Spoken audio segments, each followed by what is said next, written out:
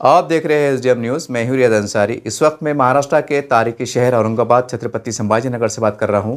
और देखिए, आज मेरे हाथ में शमय रहबर उर्दू पेपर है जो हमारे औरंगाबाद शहर से शाया होता है। और ये भी हमारे मराठवाड़े का महाराष्ट्र के एक बड़े उर्दू अखबार में इसका शुमार होता है। ज़मीर कादरी साहब इसके मुदीर आला है और एक बड़ा पेपर है। ऑनलाइन भी पढ़ा जाता है, ऑफलाइन भी पढ़ा जाता है। इसके चौथे पेज पे एक न्यूज़ है, मैं आपको थोड़ा पढ़ के सुना दूं। वैसे तो हर अखबार में आया हुआ है, औरंगाबाद टाइम्स में, एशिया में, रहबर में, हिंदुस्तान में और दीगर मराठी अखबार में, सब में है। लेकिन चूंकि इस अखबार में थोड़ा नुमाया तौर से शाया किया गया है, तो इसलिए मैं इसका हवाला देने की कोशिश कर रहा हूँ। पहले मैं एक दो लाइन आपको पढ़ के सुना देता, फिर इंशाल्लाह अपनी बात रखने की कोशिश करूँगा। अब देखिए, इसमें लिखा हुआ है, और ये पेज नंबर 4 चौथे पेज पे है ये रहबर के। इस पर लिखा हुआ है, गैर कानूनी प्लाटिंग के खिलाफ म्युनिसिपल कॉरपोरेशन की बड़ी कार्रवाई।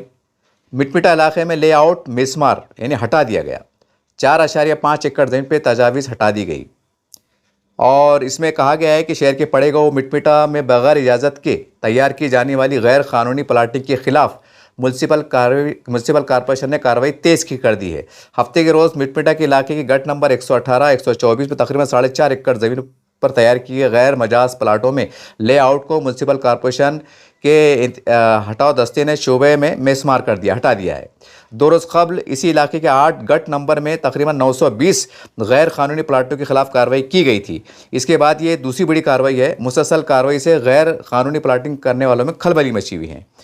अब इसमें कहा गया है कि भाई म्युनिसिपल कॉरपोरेशन के मुताबिक गट नंबर 118 में तकरीबन 2.5 एकड़ और गट नंबर 124 में तकरीबन 2 एकड़ ज़मीन पर ज़रूरी इजाज़त के बगैर प्लाटिंग का लेआउट तैयार किया गया था। मौके पर सड़कें बनाकर ज़मीन को प्लाट में तकसीम किए जाने की इत्तला मिलने के बाद इनसे साथ तजावज़ात शोबे की टीम ने कार्रवाई की है। म्युनिसिपल कमिश्नर अमूल एडगे की हिदायत पर इस दस्ते ने जो तो अफसर संतोष वावले की क़यादत में ये मुहिम चलाई गई। कार्रवाई के दौरान गैर मिजाज तौर पर तैयार किए गए लेआउट, प्लाट की हालत वगैरह सब हटा दिया गया, यानी सफ़ा साट कर दिया गया। और एक ख़ास बात, इसमें ख़ास बात ये है, देखिए कि गुंटेबारी में 50% रियायत, नई प्लाटिंग पर सख्ती। म्युनिसिपल कॉरपोरेशन ने गैर मजाज जायदादों को बाकायदा कराने के लिए गुंटेबारी रेगुलेशन करने की स्कीम में 50% रियायत का ऐलान किया है। पुराने मामलात को रेगुलेशन करने का मौका देने के साथ साथ मुस्तकबिल में होने वाली गैर कानूनी प्लाटिंग पर रोक लगाने के लिए म्युनिसिपल कमिश्नर ने जो है तो उसको सख्त कार्रवाई की हिदायत दी है। इससे पहले सतारा में, देवला में कार्रवाई हुई थी। और इसके बाद जो है तो जुमेरात को पड़ेगा मिटमिटा इलाके के गट नंबर 156, 158, 2/98, 111, 99, 110, 112 और 113 में तैयार की, जो भी है अलग अलग है ये गट नंबर, इसमें ये कहा गया है। अब देखिए, ये बात तमाम अखबारात में आ चुकी और मराठी अखबार सब में आ चुकी। खाली मैं इसको लेकर, क्योंकि हम भी शहर में घूमते हैं, काफ़ी लोग हमसे कुछ मालूमात हासिल करने की कोशिश करते हैं, लेकिन हम भी इसको पूरी जानकारी दे नहीं पाते हैं। फिर भी हम पूरी खंगालने की कोशिश करते हैं। तो सोचा कि मैंने इसमें जब हालात देखा आवाम के, तो हालात को, उनके दर्द को, उनकी परेशानियों को जो है तो मैं चैनल के ज़रिए से हमारे औरंगाबाद महानगर पालिका जितने हमारे सम्माननीय नगर सेवक है, चाहे एमआईएम के हो, कांग्रेस के हो या हमारे वंचित बहुजन आघाड़ी के हो, और मैं इनसे और जो भी हमारे चारों पाँचों हमारे काबिल इस्लामी तंजीमें जमाते हैं और जितना एनजीओ है जो सोशल वर्कर काम करते हैं, जो भी अलग अलग पार्टी बोलो, संगठन बोलो, इस सबसे मेरी मुश्तरका तौर पर एक गुजारिश है कि देखिए, ज़्यादातर ये मामला जो मुस्लिम महल्ले बसे हुए अतराफ़ में उनके साथ हुआ है। यानी कि वो बेचारे गरीबी के मारे बस प्लाट ले लिए, अब ज़्यादा समझता नहीं, बस इतना बोल दिए कि भाई लीगल है, लिंक पेपर अच्छे है, लिंक पेपर क्लियर है, रजिस्ट्री की है। तो लोग क्या करते हैं, अब लोग ज़्यादा समझता नहीं, अब लोग दिमाग क्या बैठा हुआ है, लिंक पेपर क्लियर है, रजिस्ट्री क्लियर है, चलो अब कोई टेंशन की बात नहीं, ले लो बिंदास, बना लेंगे बिंदास, क्या होने वाला है।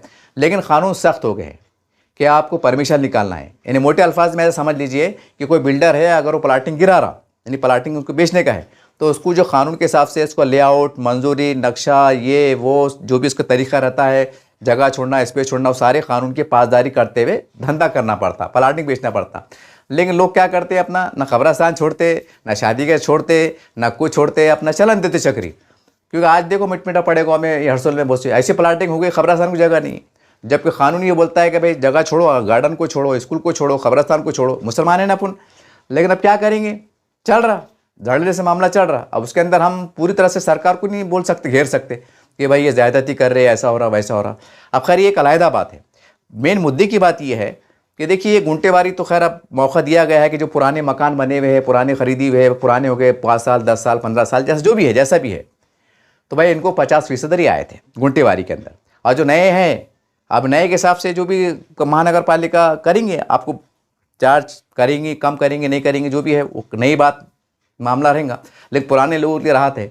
लेकिन मसला ये आ गया कि मसला ये है कि गरीब के जो धंधे कारोबार ये वो सब मंदे हैं, रोज़ कमाने रोज़ खाने वाले हैं, इतने बुरे हाल है। कई घर तो ऐसे है कि उनकी इतनी परेशानी है, घर में कोई मतलब बुजुर्ग बीमार है, वालिद की शक्ल में, वालदा की शक्ल में, सास की शक्ल में, नानी की शक्ल में, दादी की शक्ल में बीमार है, शुगर है, टीबी है, कैंसर है, पता नहीं बीमार है, बुजुर्गों की हालत में, दवाओं को पैसे नहीं है, इलाज को पैसे नहीं है। यहाँ तक कि कई घर ऐसे हैं कि उनके बच्चे को पढ़े लिखे को पैसे नहीं है, जो मैट्रिक के बाद, क्योंकि 9वीं तक तो सरकार दी थी किताबें वगैरह, स्कूल वगैरह, फीस जो भी है सहूलत मिल जाती, मैट्रिक के बाद मसले आ जाते, तो वहाँ बेचारों को काफ़ी ख़राब। बहुत से माँ बाप परिवार ऐसे है कि उनके बच्चों को पढ़ाने को पैसे नहीं। अब सवाल ये है जब इतने बुरे हाल रहेंगे तो ये गुंटेवारी कैसा भरेंगे। अब ये है कि कानून को मानना भी ज़रूरी है, गुंटेवारी करना भी ज़रूरी है। अब हमको दिखता है कि भाई पड़ेगा वो मिट हर्सूल है, भाई फर्स्ट क्लास PRC घर बने हुए ऐसा वैसा, लेकिन ये लेने वालों को मालूम किसने अपने जेवरात को बेचा, किन्हें बैज बट्टों से पैसे ले लिया, अल्लाह माफ़ करे, कुछ लोग ऐसे भी हैं, कुछ सबकी बात नहीं करूँगा मैं, किन्हें बीसा उठाया, किन्हें जो है तो रिश्तेदारी में 2 सहबाब में उधार पुधार लिया, किन्हें जो है तो मतलब ऐसा गरीबी से तंगदस्ती से पता नहीं कैसे झोल झाल एडजस्ट करके लिए। ये एक सच्चाई है ये औरंगाबाद की। और ये 70 से 80% की आबादी का ये हाल है। 20% मिसाल ठीक ठाक होंगे जो रियलिटी में अल्टी पल्टी में एकदम साफ़ सुथरे चढ़ रहे होंगे कानून कायदे से, लेकिन गरीबी के मारे अब सर छुपाना पड़ेगा। अब लोग बोलते चलो टीने को बना लो, कैसे भी बाउंड का प्लाट ले लो, किराए से बच जाएंगे, 2 पैसे बचेंगे, बाल बच्चे खाएंगे, पढ़ेंगे लिखेंगे, कुछ हालत होंगी। ये एक रियलिटी है और ऐसा नहीं कि मैं बोल रहा हूँ, ये तकरीबन लोगों को भी मालूम है। तो सवाल ये है कि जब लोगों की इतनी बड़ी समस्या है तो हमारे जितने भी बड़े हमारे काबिल एहतराम तंजीमें बोलो, लीडर बोलो, मेरी आपसे दर्दमंद अपील है। और देखिए मेरी अपनी अपील नहीं है, ये सैकड़ों लोगों की मन की बात है। सिर्फ फ़र्क इतना है कि मैं उसको अपनी ज़ुबान से अदा कर रहा हूँ और आप तक ये बात पहुँचा रहा हूँ कि आप महानगर पालिका को अंदर आप जनरल बॉडी मीटिंग में इसमें एक प्रस्ताव रखने की कोशिश कीजिए। खाली औरंगाबाद नहीं, मैं तो कहूँगा पूरे महाराष्ट्र में महाराष्ट्र सरकार जो होता है कि ऐलान करे कि भाई गुंटेवारी के जो भी पैसे हो रहे होंगे, किसके 1 लाख 1.5 लाख 2 लाख जैसा जो भी है, उसके वैल्यूएशन रहता ना, मतलब उसके हिसाब से बनावा कितना है कितने स्क्वायर फीट में, डबल है, सिंगल है, हाफ फ्लैट है, जो भी जैसा भी है जो भी है, तो उसको आप इंस्टॉलमेंट में बांध दें। अब फ़र्ज़ करो भाई मैं है, अब मैं रिक्शा चलाता, अब मेरे को समझो गुंटेवारी बैठ गई 1 लाख की मेरा वैल्यूएशन के हिसाब से, लेकिन मैं खाने को महंगा है, तो फिर आप मेरे साथ एक ऐसा सरकार ने, महानगर पालिका ने ऐसा कोई ऐप जारी करना, कोई ऐसा फॉर्मेट निकालना कि भाई ठीक है आप कितने दे सकते, महीने की क्या दे सकते आप, 2,000 रुपये महीना, 3,000 रुपये महीना, शाम में फिर दिया करूँगा मैं महानगर पालिका हूँगा। जैसा हम टैक्स भरते साल में एक बार, पानी का टैक्स भरते 4,000 का भरते, अपना पावती लेते, पैसे जमा कराते निकालते, कोई ऑनलाइन भर देता, कोई मतलब पावती लेता, पावती आ जाती। लाइट का बिल कैसा आता, ऐसा जाने का एक अलग से बनाओ और 2,000 जैसा भी है वो अपना भर के जो है तो किसके साल भर में पैसे फिटेंगे, किसके 1.5 साल में फिटेंगे, किसके 2 साल में फिटेंगे, ले लो। ये हमको सरकार से मांग करना पड़ेंगे। अरे ये मुश्किल काम नहीं है, ये मुश्किल बिल्कुल काम नहीं है। ये इसलिए काम नहीं है कि जब महाराष्ट्र सरकार ने अभी हाल ही में फैसला किया है कि जितने भी महाराष्ट्र में जो सरकारी जमीन पे कई सालों से बैठे हुए हैं, छत नहीं रहने को, उसमें सभी समाज के लोग हैं, कम ज़्यादा आदिवासी भाई है, हमारे दलित भाई है, उसमें मुसलमान भी है, जो भी है कम ज़्यादा है। सरकार ने उनको कायदेशीर उनको मतलब जो है तो मतलब लीगल करने का काम किया है। उनको एक जो कानून बनाया, कायदा बनाया है और उनको लीगल परमिशन देने का काम किया है कि भाई आप लीगल बन जाओ, आप इलीगल मत रहो। उनको जो है तो ज़मीन का मालिकाना हक देने का आपने प्रस्ताव दिया है, मतलब जो है तो ये सरकार ने ऐलान किया है। अमल बाजानी भी चल रही है, बहुत सारी सहूलत हो रही है। दूसरी तरफ ये भी देख रहे हैं कि भाई लाडली बहन के नाम पे जो है तो सरकार पैसे दे रही है। अब तो ऐसा समझ में आया है कि भाई लाडली बेटी पढ़ने वाली बच्चों को भी देने का प्रयास चल रहा है। बहुत सी बसों के अंदर सहूलत दी जा रही है, बहुत सी कह के कितनी सहूलत दी जा रही है। हद तो ये हो गई कि जो इंसान आयुष्मान कार्ड बनाते हैं 5 लाख की, भारत सरकार की योजना है अंतर्गत कि भाई 5 लाख का इलाज फ्री है। योजना के अंतर्गत आप कैंसर है, टीबी है, ऊपर वाला अल्लाह भगवान ईश्वर ना करे आपको ये है। तो बोलने मतलब जो सरकार जो है तो यानी जो बीमार है, जो गरीब है, उसको बचाने के लिए 5-5 लाख की आप जो है तो सहायता दे रहे हैं। अच्छी बात है, कोई बुरी बात नहीं।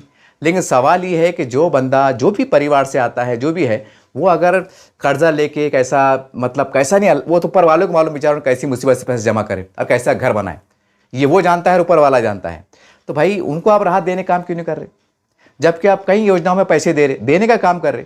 तो भाई ये तो देना चाहते हैं ना, तो इनको वो फ्री हैंड कर दो कि बोलना भाई ये ऐप है, ये आपको 2 साल में फेड करना है, जो भी है 1000 रुपये महीना। एक क्राइटेरिया तय कर देना कि 1000 के ऊपर कितनी भी भरो, 1000 भरो, 1500 भरो, यानी 1000 कंपलसरी महीने की। भाई 1000, 1500, 2000, 3000 जैसा है अड़प सड़प, क्योंकि गरीब का धंधा कभी अच्छा होता, दिवाली में कमा लेते, कभी दशहरे में कमा लेते, कभी बीच में त्यौहार बार आ जाता, उस छोटा मोटा धंधा पानी कमा लेते, उसमें बेचारे कोई 10-15 हज़ार कमा लेता महीने भर में, बेचारा बाल बच्चों को जमा करके आपको भर सकता।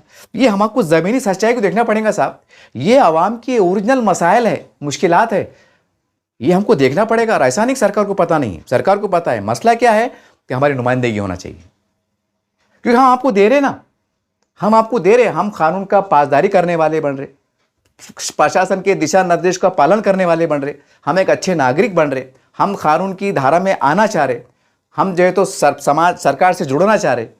तो भाई ये जब अच्छे नागरिक बनना चाह रहे, आपसे जुड़ना चाह रहे, थोड़े थोड़े पैसे आपको देना चाह रहे, आप ले रहे क्यों नहीं? आप बोले कि 50% माफ़ है, वो है, बाद में रियायती देंगे। ठीक है, आपको जो भी लेना है लीजिए, मगर गरीबों के साथ रहम कीजिए ना, या नहीं तो फिर एक काम कीजिए ना, जैसा हम देख रहे हैं कि सरकार जो बेघर लोग हैं उनको जो है तो आप जो है तो 2.5 लाख सब्सिडी दे रहे, अभी प्रधानमंत्री आवास योजना के अंतर्गत, और दीगर योजना में भी आप सब्सिडी दे रहे। तो ऐसा कीजिए ना पूरे महाराष्ट्र में, खाली औरंगाबाद क्यों, पूरे महाराष्ट्र में महाराष्ट्र सरकार, भाजपा सरकार को ऐसा कुछ मतलब इसकी स्कीम लॉन्च करे कि जो पुराने झोपड़पट्टे हैं, भाई लोगों ने चाहे किसी भी समाज के हो, भाई आपने अपनी मेहनत से, काबिलियत से घर बनाया, प्लाट लिया, सस्ते का टाइम है, टीनों का बनाया, कच्चा पक्का बना के, कोई 10 साल से रह रहा, कोई 15 साल से रहा, आपने बना लिया। अब आपकी गुंटेवारी हो रही 1 लाख हो रही, किसकी 1.5 लाख हो रही, जो भी हो रही। अब आपका क्राइटेरिया क्या है प्रधानमंत्री में कि आपको 2.5 लाख सब्सिडी देना है, तो सरकार का टेंशन कम होगा ना। आप क्या करो, किसके अगर गुंटेवारी ऐसा लिखड़ी होंगी तो उनको गुंटेवारी के कायदे में बिठाओ, लेकिन प्रधानमंत्री आवास योजना का लाभ दे दो और घोषणा कर दो पूरे महाराष्ट्र में, पूरे भारत में महाराष्ट्र सरकार ने जो है तो जिनके गुंटेवारी थी उनको माफ़ करने का काम किया, और 2.5 लाख के अंदर जिनकी जो भी राशि बन रही थी उनको एक प्रमाण पत्र उनको दिया गया, उनका नाम लिया गया परिवार का, और उनको ये कह के योजना में लाया गया कि प्रधानमंत्री आवास योजना का लाभ आपको भी दिया गया है। कोई गरीब ये ना समझे कि भाई हम भी गरीब थे, हमने भीख मांग के कर्जा लेके पता नहीं कैसे कैसे हाथ पैर जोड़ के हमने घर बनाए, हम भी अगर आज योजना आई भी है हम भी चले जाते, हमारे 2 पैसे बच जाते, या हमको बिल्डिंग में आलीशान कॉम्प्लेक्स में घर मिलता। अब ऐसा ख्यालात आते हैं, स्वाभाविक है, ये बात नेचुरल बात है। तो भाई आप वो गरीब को भी लगना चाहिए कि प्रधानमंत्री आवास योजना के अंतर्गत हमें भी जो है गुंटेवारी के अंतर्गत हमारे ये चीज़ को माफ़ किया गया, और हमको जो है हमसे लिख के भी लिया गया, और हमको प्रमाण पत्र भी दिया गया। और सरकार आंकड़ा पेश करते महाराष्ट्र का कि भाई 5 करोड़ लोगों को जो है तो जिनके गुंटेवारी बैठी थी, सरकार ने उनके गुंटेवारी को माफ़ किया, उनको प्रधानमंत्री आवास योजना के अंदर लाया और जो है तो डिक्लेयर किया, ताकि भाई कोई भी गरीब परिवार को, चाहे किसी भी समाज का, उसको ये नहीं लगना चाहिए कि प्रधानमंत्री ने जो है तो हमारे साथ इंसाफ नहीं किया।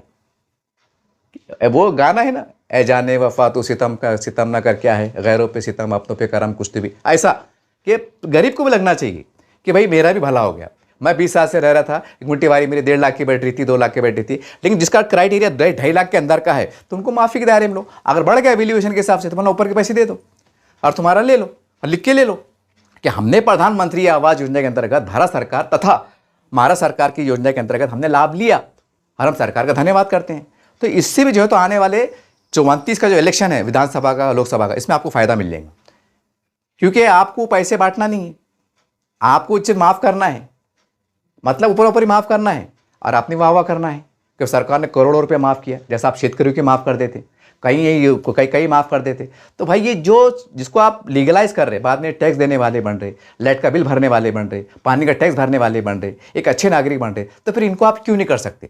अब थोड़ी देर के वास्ते मान लो कि भाई हो सकता है आपको ये प्रोजेक्ट घाटे का नज़र आ रहा होगा, मान लीजिए, तो भाई ऐसी सूरत में आप कम से कम इतना कर सकते ना कि भाई आपको एक नई राहत दी जाती है। प्रधानमंत्री आवास योजना के अंतर्गत एक नई भी हम स्कीम लॉन्च कर रहे हैं कि पूरे महाराष्ट्र में जितने भी गुंटेवारी के बीच में आ रहे हैं उनको हम जो है तो अभी क्या चल रहा, देखिए अभी चल रहा है 2026, ठीक है, 26, 27, 28, 29 में लोकसभा का इलेक्शन है। तो 3 साल की योजना कर दो कि 3 साल में पूरे महाराष्ट्र में, पूरे भारत में जो गुंटेवारी में आ रहे हैं, जहाँ गुंटेवारी का हमारा महाराष्ट्र में कायदा है, ठीक है, हम उनको गुंटेवारी में नहीं भी है तो उनको ले लीजिए, झोपड़पट्टी वालों को ले लीजिए, और उनको बोलो कि 29 से पहले एक डेडलाइन डिक्लेयर कर दीजिए। इससे पहले आपको थोड़े थोड़े करके पैसे भर देना है, 1,500 भर जाते 3 साल में पैसे, कोई हैरत की बात नहीं। तो कम से कम लाखों लोग, जनता आपको पास खजाने पैसे आएंगे। अब मान लीजिए 1 करोड़ लोग हैं, अब 1 करोड़ लोग जो है, तो मान लीजिए कि भाई एवरेज बता रहा मैं आपको, उदाहरण, मैं सरकार से इस वक्त मेरे सामने पक्ष है कि मैं 2,000 रुपये महीना दे रहे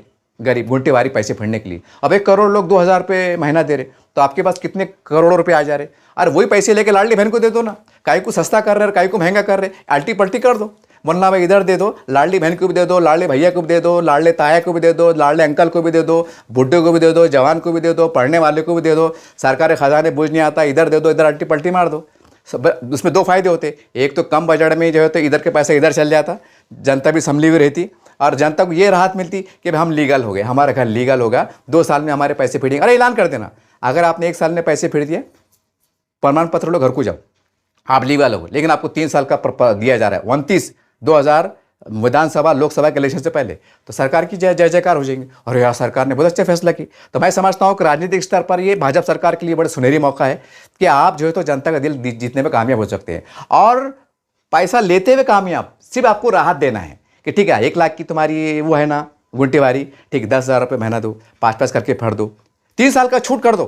क्योंकि गरीबों का जो कारोबार होता है, जो हाथ मजदूर लोग होते हैं, ये मतलब जो त्यौहार आते हैं, धार्मिक त्यौहार आते हैं, जैसा दिवाली है, दशहरा है, ईद है, होली है, तो ये छोटे मोटे कारोबार करते हैं, व्यवसाय करते हैं। जैसा कोई छोटे मोटे कपड़े का व्यवहार करता है, कोई फल फ्रूट बेचता है, इनके त्यौहार आते हैं, सन आते हैं, रमज़ान आते हैं, रमज़ान में 30 दिन जो है तो फल फ्रूट वालों की चांदी हो जाती है, 2 पैसे कमाते हैं। ऐसे 3 साल में 3 त्यौहार, 6-7 त्यौहार मिलते, 3 साल में अड़प गड़प में गरीब हाथ मजदूर कमा लेता, वो पैसे आपको फेर देता, उसको भी राहत मिल जाती, सरकार की भी जय जयकार हो जाती, राजनीति भी हो जाती। ये एक मेरा व्यक्तिगत तौर से मेरा मत है सरकार के सामने। लेकिन जैसा मैंने कहा कि मैं यहाँ के नगर सेवक सिर्फ अपील करना चाहता हूँ कि आप सब मिलकर, क्योंकि जनहित का मसला है, आप सरकार के सामने प्रस्ताव रखो, कोई बुरी बात नहीं। अरे भाई आपको लेना है, आपको लेना है, आप थोड़े थोड़े तो करके ले लो, ये उनको क्राइटेरिया तय कर दो, आपको 2 साल में फेरना है, चाहे आप 1.25 साल में फेर दो, 2 साल का टाइम देते हैं आपको, या आखिरी 3 साल का देते हैं विधानसभा लोकसभा से पहले। अच्छा है, सरकार का बड़ा निर्णायक फैसला रहेगा।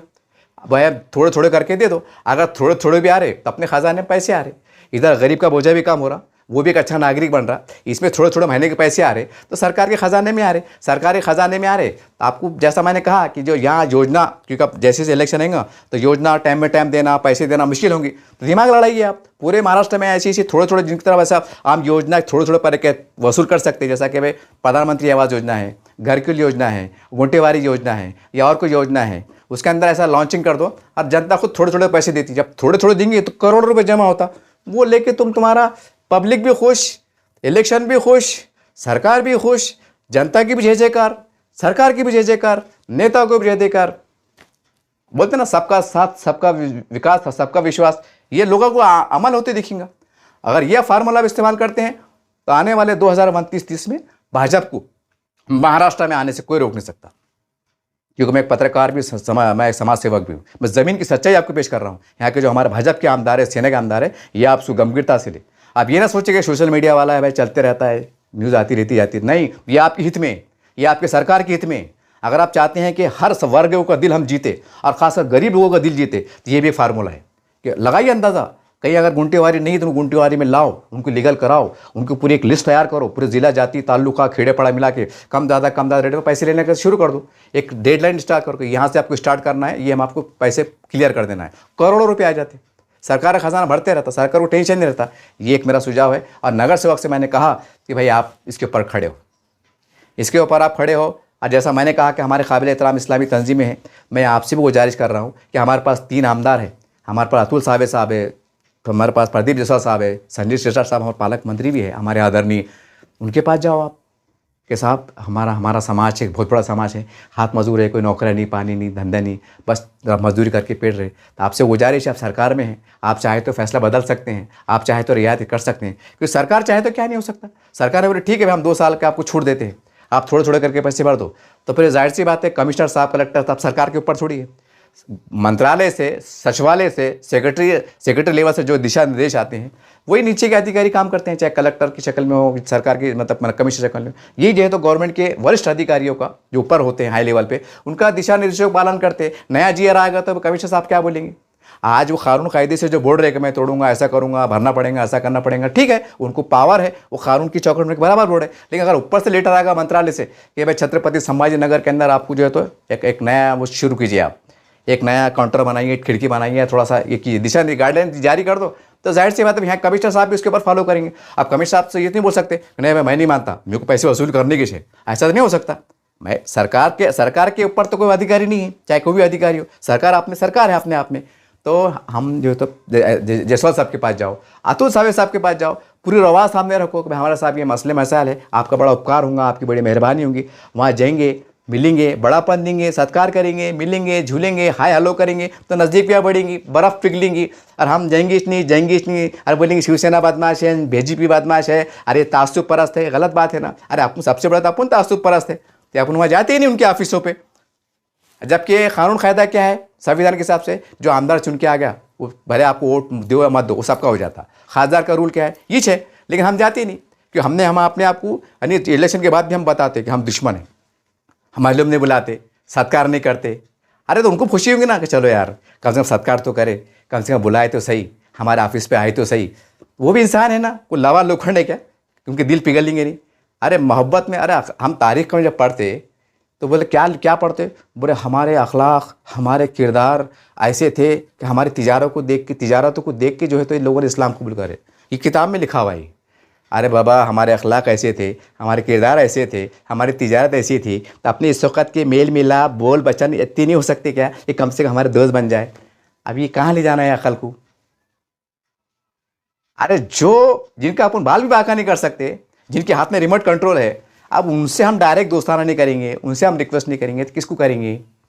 अरे अगर उन्होंने मंत्र उनके कान में अगर रकात डाल दिए, उनको अगर बोल दिए कि साहब ऐसा साहब करना पड़ता, आप हमारे आमदार हैं, आप हमारे पालक मंत्री नहीं साहब, करने पड़ता 1 से 2 बार, 2 से 3 बार, उनको दो टाइम दो, तो अल्लाह उनसे भी काम ले लेगा। वो भी रिकमेंड करेंगे सरकार को कि भाई करना पड़ेगा, इससे अपना फ़ायदा है, सरकार की भी छवि बदलेंगी, गरीबों को फ़ायदा होगा। भाई उनको भी तो राजनीति चलाना है ना, ऐसा थोड़ी है। अब थोड़ा बहुत हिंदू मुसलमान चल जाता बोल बचन में, लेकिन रियलिटी में तो उनको सबको लेके चलना है ना। सरकार को हिंदू को भी लेके चलना है, मुसलमान को भी लेके चलना है, दलित को भी लेके चलना है, आदिवासी पिछड़े सबको लेके चलना है। अब सोच समझ के काम करना है, क्योंकि वो भी अगर एकदम झुक जाएंगे तो वो भी गलत बात है ना। तो हमारे बड़ों का भी काम है कि ज़रा आंख के चतरे बनो, अतुल सावे साहब के पास जाओ। हमारे बड़े औरंगाबाद के जो भी है ना मुस्लिम पर्सनल लॉ बोर्ड है, हमारे पास काबिल एहतराम मुस्लिम नुमाइंदा कौंसिल है, आप जाइए उनके पास, बोलना साहब ये जनता का मसला है, आप हमारे आमदार है, आप हमारे लीडर है, आपको करना पड़ता साहब। उनको भी दिल पिघलेंगे ना, ठीक है, उनको भी दिखेंगे कि भाई जो वार्ड से आ रहे हैं इन्होंने वोट दिए कि नहीं दिए। और उनकी भी शिकायत रहती कि हमको वोट नहीं देते, ये वोट नहीं देते, उनकी शिकायत रहती। अब हमारा ऐसा मसला आ गया कि हम सेकुलर पार्टियाँ का राव, पांडे, देशमुख, कुलकर्णी को वोट देंगे, लेकिन जो है तो भाजपा सेना वालों को नहीं देंगे। अब शिरक हो जा रहा, बिदअत हो जा रहा, पता अल्लाह कुछ मालूम क्या हो जा रहा। जबकि सब 3-20 एक है, जिसको हम अपना समझ रहे वो भी मिट्ठे में ले रहे, मिट्ठे में अपने गुआ चटका दे रहे। अब दिख रहा ही रिपोर्टें हैं, सेचर कमेटी की रिपोर्टें, मुख्तलिफ कमीशन की रिपोर्टें सामने हैं, लेकिन हमारी क्या गुंडे अटकी हुई है, हमारी क्या मजबूरियाँ है कि हम कौम के वास्ते नहीं झुक रहे नहीं। जबकि तारीख इस्लाम में एक ये भी वाक़या है, बहुत तवील वाक़या है, मैं खाली इसको इशारे में कहूँगा, आप चाहे तो मुफ्ती इकराम, उलमा इकराम से पूछ सकते हैं।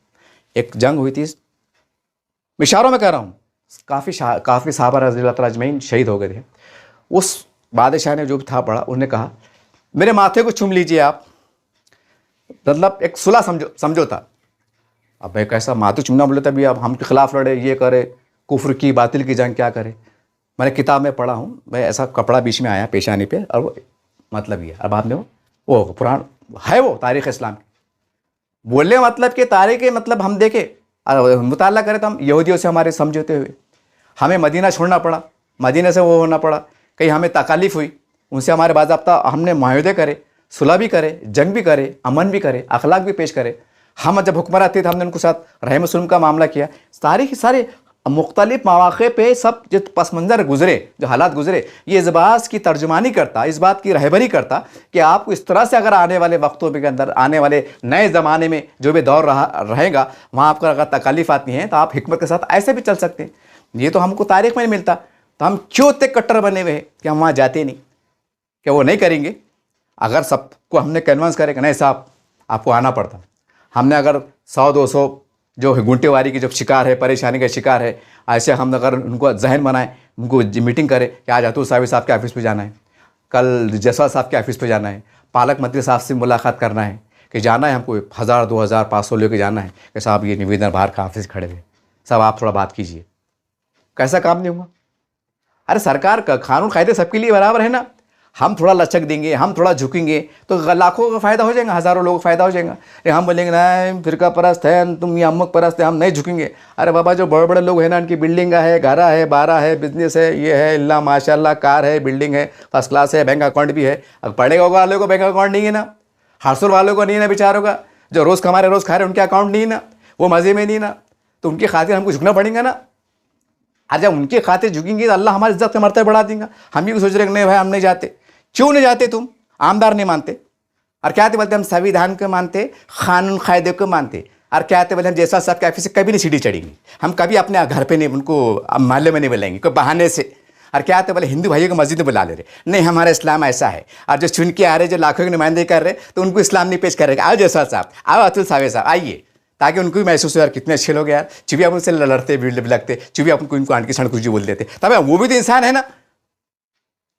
वो कोई अलग कंपनी के क्या हो, कि जापान कंपनी के नहीं भाई, अपनी कंपनी अल्लाह के बल्कि नौजबिल्ला, एक अल्लाह ने, एक मालिक ने, भगवान ने, ईश्वर ने बनाया, वही सिस्टम है। नवा है क्या? आप तो 2 हाथ है, उनको 4 हाथ है, ऐसा कुछ है क्या? नहीं। फिर काय के अखलाक की बात करते? अरे गरीबों के वास्ते जाओ ना, गरीबों के वास्ते झुको ना, क्यों नहीं मानेंगे वो? और फिर हम ऐसा ड्रामा भी देखते, माफ़ कीजिएगा मुझे, आप ड्रामा लफ्ज़ इस्तेमाल किया मैंने, कि बोले नहीं हम बहुत वो है, हम अमन खाम है, हम अमन की शहदाई है, हम यूँ है, हम वो त्यों है। सब दूर दूर से मीठे मीठे बातें कर रहे। और जब मिलने का टाइम आया, जब सामान देने का बात आया तो नहीं तुम फिरका परस्त है, हम ये परस्त है, हम ढम्मुक परस्त है, होगा बांध काम। क्या मतलब आया अमन कमेटी मीटिंग लेके और ईद का शोरखुरमा पिला के पी के और दिवाली मिलन लेके? अरे सियासत में मजबूती पैदा करो, खुद मिलन हो जाता। ये ओरिजिनल सच्चाई है, ये ओरिजिनल सच्चाई है। गया दौर वो अब कि हम अपना दिमाग लड़ेंगे, नहीं भैया, कोई दिमाग लड़ाने का काम नहीं है। ये हाथ दो, ये हाथ लो, खाली अपनी नीयत को, ज़मीर को, उसको ज़िंदा रखो और अल्लाह से तवक्कल करो, खुद अल्लाह रास्ते बनाएंगा। तुम अपन हो रहे कौन? तुम सोच रहे क्यों ऐसा कि हम क्यों जाएंगे, ऐसा हो जाएगा वैसा? अरे काय का हो जाएगा? अल्लाह तेरे तवक्कल पे जा रहे हैं, अल्लाह गरीबों के लिए जा रहे हैं, हम खुद होके जा रहे हैं। हम बाहर खड़े रहेंगे, भले हमारा मुकाम बड़ा बहुत, हमारे दीनी एतबार से बड़ा मुकाम है, हम अम्बे के वारिस है, आप अरे हमारा आप साहब हमारे सरों का ताज है, लेकिन उनकी नज़र में तो आप हो सकता है कि आप मौलाना हो सकते, आप भले उनके ऑफिस के बाहर खड़े रहेंगे, लेकिन क्या ये अदब भी तो अल्लाह को पसंद नहीं ना, कि गरीबी की खातिर कि जो इतने बड़े मर्तबा फायज़ है, जिनके सीने में हिफ्ज़ है, वो कुरान है, और वो जो है तो मतलब गरीब आवाम की नुमाइंदगी के लिए खड़े हैं, उनको इंसाफ दिलाने के लिए खड़े हैं। भाई ये चीज़ में तो महसूस होंगे कि नहीं, एक रूहानी एतबार से, दिखावे के वास्ते होंगे कि नहीं होंगे? तो आप भी आगे बढ़ो ना। अब कल खुदा ना खास्ता ये डेटा निकल लेंगे। अब देखो हमने अभी मैंने आज की सोशल मीडिया पे देखा, वो कैसर कॉलोनी में कुछ चबूतरे तोड़े। अब कल को अगर ऐसा माहौल चलेगा, क्यों चढ़ेगा? वो बोलेंगे भाई हमने गुंटेवारी की डेट दिए थे, 50% का आपको सहूलत भी दी थे, आपने नहीं कराए। अब नहीं कराए तो पानी लेना टाइम पे, लाइट आना टाइम पे, कैसे गाड़ी आना टाइम पे, वो दूर की बात है। क्यों ना बिल्डोजर कार्रवाई शुरू की जाए? फिर क्या करेंगे? बस कानून को तो मानना पड़ेगा ना। और मुसलमान तो कानून को ऐसा मानता मतलब इतना आदेश को ऐसा मानता, इतना सर आंखों पर रखता, नहीं कानून है, नहीं कोर्ट के ऑर्डर है, अच्छी बात है ना। अरे मगर ऐसी नौबत आने क्यों दे रहे? थोड़ा सेटिंग ले लो, 2-1 साल का टाइम पर सरकार को बोल के बता के मंत्रालय में जाओ कि साहब आपको करना पड़ता है, आप हमारे बड़े हैं, आप हमारे मुख्यमंत्री हैं, आप हमारे गृह मंत्री हैं, साहब करना पड़ता है। साहब अगर आप हमको देंगे तो हमारी भी नज़दीकी आपसे बढ़ेंगी। बंद अपने बात करो ना, खुली बात करो ना। क्या ऐसा बोलने में कि शिर्क हो जा रहा है, कि बिद्दत हो जा रहा है, कि इस्लाम से खारिज हो जा रहे अपन? अरे कौम के लिए करो, अपन अपने ज़मीर को, अपने ईमान को, अपने ख्यालात को, अपने एहसासात को, अपने जज्बात को जिंदा रखते हुए, पाक साफ रखते हुए, अल्लाह तवक्कल कि अल्लाह हम तेरी गरीब मजलूमे के लिए, इस उम्मत की गरीब उम्मत के लिए हम आगे बढ़े हैं। अगर हमें बाहर भी खड़ा रहना पड़े घंटा, खड़े रहेंगे अल्लाह ताला, ताकि इनको राहत मिले। हो सकता है अल्लाह की मदद देंगी, यकीनी तौर से आएंगी। अब दिलों को फेरना अल्लाह के हाथ में है ना। तुम ये सोच रहे क्यों कि नहीं हो सकता? होऊंगा। 2 रकात नमाज पढ़ो, तहज्जुद को उठो, दुआ मांगो, रो के मांगो, जब इस्तेम में मांगते, और जाओ मंत्रालय को। कैसा अल्लाह की मदद नहीं आती जी? बिल्कुल आएंगी। हम तो गुनहगार है, मैं गुनहगार है, लेकिन आप तो अच्छे हैं ना, आप तो आलम दीन है ना, आप हमारे सरों का ताज है ना, अब अल्लाह के बहुत मुक़र्रब उसमें शुमार होता ना, हम गुनहगार हैं, मैं खुद बड़ा, मैं भी गुनहगार है, लेकिन आप तो बेहतर है ना हमसे, अफजल है ना आपसे, तो जाइए ना। हो सकता है अल्लाह की बात उनके दिल पे, चेहरे पे, इस पे, अकल पे कोई असर कर जाए, कोई रास्ता निकल जाए। क्यों नहीं हो सकता? क्यों नहीं हो सकता? हम कब तक लड़ते बैठेंगे और कब तक हमारे समाज का बांध काम होता हुआ देखेंगे? क्योंकि हो रहा लफड़ा क्या है, जो बड़े बड़े लीडरशिप में बोलो या जैसे भी सामाजिक संगठन बोले, कोई भी है, सबको अब गौर करो, सबका सीरियस निकाल के देखो, सब खुद के घरा बारा है, सबके अपने बिजनेस कारोबार है, इल्ला माशाल्लाह बैंक अकाउंट ये मतलब लीगल है, साफ सुथरे है। अरे भाई, जब आप बड़े लोग हैं, आपके सब अच्छे कारोबार है, जो भी है अल्लाह ने आपको नवाजा हुआ है, कोई बदगुमानी नहीं है, तो भाई आपको अगर आपने अगर गवर्नमेंट अगर मतलब खामोशी भी रही तो क्या होगा? आपकी थोड़ी मुसीबत आएंगी, आपके थोड़ी घरों पे, बिल्डिंगों पे बिल्डर चलेंगे? नहीं चलेंगे। कहाँ चलेंगे? बड़े गांव में चलेंगे, हरसुल में चलेंगे, जाटवाड़े में चलेंगे, उधर चलेंगे, इधर चलेंगे। वहाँ कौन ठहरा? गरीब मुसलमान ठहरा ना। मतलब वही आ रहा ना भाई कि तुम गरीब हो, तुम मरो, मतलब तुम चलो, हम क्या कर सकते? अरे क्या कर सकते? अरे तुम उम्मत के बड़े हैं ना हमारे, अगर उनको गुंटेवारी में तकलीफ हो रही तो चंदा खैरात जमा करके उनकी मदद करो ना। अरे निकालो ना कि भाई कौन बेवा खातून है जिसका शोहर मर गया और उसका घर का गुंटेवारी का मसला आ गया, लिस्ट तैयार करो ना। सदका खैरात जमा करके धुआंधार जो है तो सब काम रोक दो। मुल्ला भाई इनको कौम को से बचाने का है, कौम बचेंगी तो सब बचेंगे, और कौमी अगर परेशान होती फिरेंगी फिर काय का ईमान बचता? वो लिखा हुआ है ना किताब में, फाका कशी और फाका कशी और तंग दस्ती, कुफरी खरीब कर दी थी। फिर बैज में, बट्टों में गलत असलत रास्ते पर जा रहे। फिर हम वही आखिरी में वही है कि जब माहौल ख़राब हो रहा था, बड़े बड़े इज्तिमा, बड़े बड़े दिल्ली से मौलाना आ रहे। अरे काय को आ रहे बाबा तुम? मतलब बुराई से नहीं बोल रहा मैंने पहले कहा कि मैं आपका बड़ा एहतराम करता हूँ, लेकिन ये दर्द को बोल रहा हूँ ना, ये मेरा दर्द नहीं है, ये गरीबों का दर्द है। और उन्होंने हमारे बड़ों को इतना अजीज़ और इतना मोतबर समझ लिया है कि जैसा मतलब वो कोई कुरान का कोई कलमे का नहीं कागज़ लिखा हुआ ना आता, देखो कोई मुक़द्दस कागज़ अगर वो ज़मीन पे गिर जाए, अरे यार ये आलम शरीफ का कागज़ है, तो हम क्या करते? ऐसा लेते, जेब में रखते। एहतराम है ना, ऐसे एहतराम की निगाह से वो आपको देख रहे हैं। और उसमें क्या हो रहा है? वो बोल नहीं पा रहे क्योंकि आप हमारे बड़े हैं, अल्लाह आपको अच्छा रखे, कोई बदगुमानी नहीं है। तो वो चक्कर में क्या हो रहा है? वो बोल नहीं पा रहे। अब उनको ये नहीं मालूम कि वफ़्क़ खलीफा को सवाल किया जा सकता है, वफ़्क़ खलीफा से बात पूछ कर सकती है। हमारे इस्लाम, तारीख़ इस्लाम बताता है, अमीरुल मोमिनीन से बात कर सकते हैं। जो बड़े बड़े हैं, अब है अमीरुल मोमिनीन हज़रत उमर, ये वो जो भी, हाँ, इनसे बड़े हैं कि हिंदुस्तान के पूरी दुनिया के आलम इनसे बड़े हैं क्या? अरे वो वक्त का खलीफा अमीरुल मोमिनीन पीठ पे जो है तो आटी गुनी रख के बुढ़िया घर पे जाता है। आज पूरे हिंदुस्तान में कोई ऐसा आलम नहीं बता सकते कि जो जैयत तंजीम का सरबराह हो और जो न जो तो गरीब के पोटी दे के गया हो, उसके घर में बैठ के खाना खाया हो, क्या वो गली में गश्त करता हो? ये भी तो सुन्नत है ना। सुन्नत ये है कि बस हम इस्लामी लिबास पहने, रुमाल पहने, सुरमा पहने, मिसवाक रखे, ये सुन्नत है। ये सुन्नत नहीं है कि हम गरीबों के बस्ती में जाओ। कभी देखने में आया कि अचानक कोई तंजीम का सरबराह जो तो अचानक बस्ती में चलेगा, बड़े गाँव में चलेगा, औरंगाबाद के अंदर अचानक हिंदुस्तान का बड़ा तंजीम का सरबराह, कि वहाँ के लोगों से कि आपके मसाइल क्या है, आपके मसाइल क्या है, आपके माशी कारोबार के मसाइल क्या है? कभी देखने में आया? नहीं आया। हमारे पास क्राइटेरिया है। क्या क्राइटेरिया है? 4-5 क्राइटेरिया है। मस्जिद, मदरसे, ये तो फिक्स है, हमारे क़यामत तक चलने वाले हैं। उसके बाद क्या क्राइटेरिया है? पकड़े गए मुसलमान के बच्चे वो छुड़ाने का, वो क्राइटेरिया है। चौथा क्या है? कुछ फिसाद हो जाना, मतलब मुसलमानों की बस्ती में आग लग जाना, तो जो वो क्राइटेरिया है। फिर हम घुसेंगे। अरे बाप रे, फिर तो ऐसा घुसेंगे हम देखते हैं अखबार में कि कई गाँव में खेड़े फिसाद होगा ना, बड़े बड़े तंजीम के सरबराह वो लीडर पोस्टने कुछ करते, पुलिस रोक देती, नाकाबंदी करती, नहीं आना, तुम आएंगे, तुम बोल बचन दे देंगे, तुम गैर जरूर बयान दे देंगे, आवाम भड़क जाएंगी, लफड़े बढ़ जाएंगे, घर का मतलब गाँव का शहर का माहौल ख़राब हो सकता है। तो लिहाजा आप हमारे शहर के अंदर एंट्री मत करो। बेचारे वो क्या करते हैं, 10 किलोमीटर दूर चले जाते, वहाँ जा रहे, क्यों जा रहे? कि भाई देखने को मुसलमानों क्या नुकसान हुआ, क्या हुआ, जा रहे, तुम्हारे से पलट जा रहे, पुलिस वाले पलटा दे रहे, भाई लैंड ऑर्डर का मसला है, आप मत आइए। आज पड़े गाँव में नहीं जाते, क्या मुसलमानों गुंटेवारी, तुम्हारी क्या सूरत हाल है, तुम्हारी आमदनी क्या है, तुम्हारे बच्चे कितने हैं, तुम क्या खा रहे, तुम कैसा कमा रहे, तुम क्या है, तुम्हारी सूरत हाल क्या है? बड़े बड़े नहीं जाएंगे। कैसे बोलेंगे? अरे उन्होंने लिए ना, अरे उन्होंने लिए ना। अरे लिए बहुत बड़ी बात है कि हमारा मुसलमान समाज में तो सलाम करूँगा मेरे गयूर, हमारे गरीब मुसलमानों को, बेचारे तंग दस्ती में चटनी मिर्ची खा के पलाटा ले रहे, नहीं तो अगर ऐसी बुंगारा बन जा रहे, अल्लाह ना करे गलत हस्ते पर चल जा रहे, तो शर्मशार होना पड़ता हमको। अगर हमारी इज्जत को कुछ संभाले हुए तो गरीब मुसलमानों संभाले हुए साहब। जो चटनी मिर्ची खा के जो तो आपका भी एहतराम कर रहे, कानून का भी एहतराम कर रहे, राजनीति का भी एहतराम कर रहे, जुल्म सितम भी हो रहा था बर्दाश्त कर ले रहे, सिवाय अल्लाह के कोई नहीं। ये सूरत हाल ज़मीन की, ये मैं आवाम का दर्द बोला, मैं ये बहुत से आवाम ने मैं बोले वो दर्द पे बयान कर रहा मैं। आप ये मत बोलिए कि भाई मैं कोई रिमार्क कर रहा, मैं रिमार्क नहीं कर रहा। मैं पहले कहा कि आप हमारे बड़े हैं। अरे भाई अगर आप हमारे बड़े हैं तो हम आप कुछ बोलेंगे ना, चाहे थोड़ा गुस्से की हालत में बोलो, नाराज़गी की हालत में बोलो, तो हम आपसे गुफ्तगू करेंगे ना, आपसे शिकायत करेंगे ना। ऑनलाइन बोलो, ऑफलाइन बोलो, अकेले में बोलो, लेकिन हमको मालूम है मैं बहुत छोटा आदमी हूँ, आप मेरे को टाइम नहीं देंगे और मैं करके चैलेंज से बोल दे रहा, ताकि आपको भी एहसास हो कि वाकई यार ये आवाम की बात है, कि वाकई यार सच झूठ है। ज़रा इंक्वायरी करो वाला पड़ेगा में जाके कि क्या मसले मसाइल है।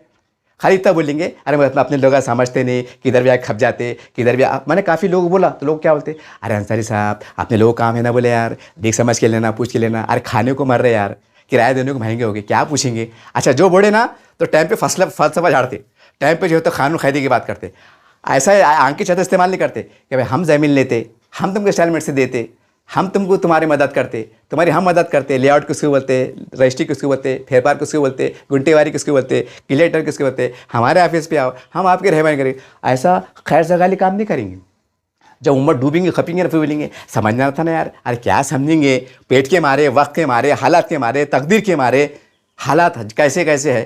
अरे साहब जो गरीब में जीता ना, जितने पैर में जाता, कीचड़ में से जाके नारेगांव में देखो, उनको पूछो गरीबी किसको रहती, उनको पूछो दर्द किसको रहता है। हमारा क्या है, हम फसला बड़े बड़े घरों में रह रहे, लेआउट में पलाटे में रह रहे, हमारे पास कारा भी है, बड़े बड़े मस्त है, अपने बच्चे पढ़ रहे लिख रहे हैं, मज़े में है। हमको क्या मालूम गरीबी किसको बोलते हैं, हमको क्या मालूम दुकान से जो है तो पाव से दाल उधार लेना किसको बोलते हैं, हमको क्या मालूम राशन उधार लेना किसको बोलते हैं, हमको क्या मालूम कि बच्ची की छोटा सा रस्म के वास्ते किसी 10,000 रुपये मांगना कि उधार के लेना किसको बोलते हैं। हमको क्या मालूम, बड़े लोग क्या मालूम है क्या। कभी भाई जितनी भी हमारे भारत में जो भी, मैं बुराई से नहीं बोला, जितनी भी तंजीम के बड़े सरबराह है, बता सकते कि आपको किराए के घर से रह रहा, बता सकते हैं आपको उनका किराए का घर है, कोई आमदनी नहीं है, वही फटे साफ सुथरा कपड़ों में, जैसा बुजुर्गान औलिया का मामला था, साहबा रज़ी अल्लाह ताला में क्या था, प्लेवन ठट्टे पट्टे कपड़े पहन के जो तो मरकज़ पे जा रहे, मिंबर संभाल रहे। बता सकते आप? नहीं बता सकते आप, है ही नहीं मामला। क्यों? वो इस्लाम अलग था, आज का इस्लाम अलग है कि नौज़बिल्लाह वो लोग अलग थे और हम अलग है। ये क्या और क्या बोलते, नहीं मियाँ 1400 साल पीछे चलो तो कामयाबी है, रस्सी पकड़ लो कामयाबी है। अरे रस्सी में ये भी आएगा ना, टाट के पेवन, कपड़े, सादगी, ये ऊंची बिल्डिंग नहीं रहना, कच्चा मकान रहना, टीनों का मकान रहना, 2 दिन की दुनिया है। ये शरीयत में नहीं है क्या, हदीस में नहीं है क्या? उनकी हदीस उनकी शरीयत के अलग थी, नौज़बिल्लाह माज़अल्लाह, हमारे लिए अलग है कि हम उनसे अफजल है। तौबा इस्तग़फ़ार। बहुत दिल दुखता साहब, बहुत दिल दुखता, मगर कब तक खामोश रहेंगे। मैं देखता हूं कि मेरी बेटियां, मेरी बहनें कैसे कैसे गरीबों के मामले में, मैं वो दर्द में डूब के बोल रहा हूं। ये मत सोचिए कि मैं आपको सिखा रहा हूं, ये मत सोचिए कि मुझे आपसे ज़्यादा समझता है, और यकीनी तौर से मैं दावा कर रहा हूं मुझे आपसे ज़्यादा समझता है कि गरीबी किसे कहते हैं, झोपड़पट्टी में रहना किसे कहते हैं, तंगदस्ती किसे कहते हैं, सूद बैच से मजबूरी में पैसे लेना किसे। ये हम देखते हैं साहब, हम गली में घूमते हैं, आप नहीं घूमते हैं। घूमते कहीं देखने में आया अचानक कोई सरबराह चलेगा, जैसे अमीरुल मोमिनीन घूमते थे, कब देखने में हिंदुस्तान के किसी का अचानक रास फुटाओ कि झोपड़पट्टी में कोई हिंदुस्तान के जमात का बड़ा जिम्मेदार तंजीम का सरबराह अचानक भेष बदल के चलेगा? आया देखने में आज तक हिंदुस्तान में आया? क्यों नहीं आया भाई? जरूरत नहीं है, हम इतनी जरूरत नहीं है। पहले के लोग अलग थे, उनको व्हाट्सअप फेसबुक नहीं था करके जाना पड़ा, अब व्हाट्सअप फेसबुक है करके हम नहीं जा रहे, नौज़बिल्लाह, ऐसा कुछ है। बहरहाल ये बातें थी, ये दर्द था। बहरहाल कोई मुखालिफाना बात नहीं थी, लेकिन एक झुंझलाहट में कहा हूँ, कुछ बात निकल गई है तो मैं उसका माफ़ी तलब करता हूँ आपसे। लेकिन आपसे गुजारिश है, पहली फुर्सत में हमारे अतुल साहब है जैसा इनके पास जाओ, इस समाज का बहुत बड़ा मसला ही है। खुदा ना खास्ता इसके आड़ मेरा गंदी रातें शुरू हुई ना, हम नहीं पूछ सकते क्योंकि कानून काम करेगा। वो बोलेंगे कोर्ट के ऑर्डर है, फिर तुम क्या करेंगे? ऐसा बोलेंगे हम कानून की नहीं मानते, ऐसा कोर्ट को नहीं मानते, ऐसा बोलेंगे। उस वक्त कानून सबके लिए बराबर है। इसलिए आज सरकार से रुजू हो जाइए, रिक्वेस्ट कीजिए, खुशामद कीजिए, जाजीज़ी कीजिए, अल्लाह से दुआ मांग के जाइए। अरे इंसान है भाई, दिलों को फेरना अल्लाह के हाथ में, यकीन तो अल्लाह रास्ते बनेंगे। ये मकसद था कि गुंटेवारी पूरे महाराष्ट्र में, औरंगाबाद में जहाँ भी है, सभी समाज के लोग हैं, लेकिन ज़्यादा गरीब मुसलमान मुतासिर है क्योंकि उनके पास नौकरियाँ नहीं, कारोबार नहीं, बिजनेस नहीं, रोज़ कमा रोज़ खा करके ज़्यादा मुतासिर लोग हैं। तो हमारी लीडरशिप को चाहिए कि इसको ऐसा समझो कि अपना मामला है, इनको खुशामद करो, इनके लिए थोड़ा आजिज़ी करो, थोड़ा झुको। इसमें अल्लाह आपके मर्तबे बुलंद करेंगे, अल्लाह आपकी इज्जत बुलंद करेंगे, इनकी दुआएं निकलेंगी, इनके बाल बच्चे नस्लें आपको दुआएं देंगे, चाहे मजहबी लोग हो, सियासी हो, समाजी, चाहे कोई भी हो। ये दुआ का काम है। मैं इससे ज़्यादा कुछ नहीं कह सकता हूँ। ठीक है, कोई लफ्ज़ अगर निकल गया होगा जज्बात में, लेकिन मैंने कहा ना कि मैंने उम्मत के गम में और आपको बड़ा समझ के कहा हूँ, और हमारा हक़ है साहब, आप हमारे बड़े हैं, बात ख़त्म हो जाती। फिर भी बोला चला माफ़। देखते रहिए पसंद चैनल। जय जय महाराष्ट्र।